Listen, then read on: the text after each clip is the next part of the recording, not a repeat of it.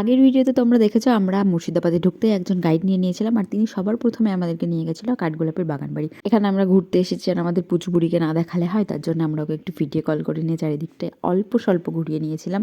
উনি আমাদেরকে অনেক ডিটেলসে অনেক কিছু জানাচ্ছিল, সেগুলো আমার কিছু কিছু মনে আছে, তোমাদেরকেও সেগুলো জানিয়ে দেবো আমি লং ভিডিওতে। আর তোমরা এই যে এত বড় এরিয়ার এত বাগানটা দেখছো, এই বাগানটাতে পুরো নিষিদ্ধ আছে আমিষ খাবার, কারণ এটা তখনও জৈনদের প্রপার্টি আর এখনও সেই রুলটা পালন করা হয়।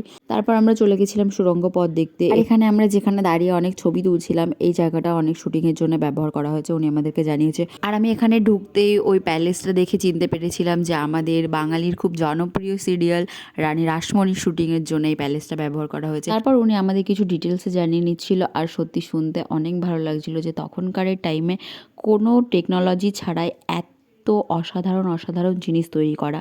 তো তারপরে এখানে উনি আমাদেরকে দেখিয়েছিল একটা মাছেদের সমাধি।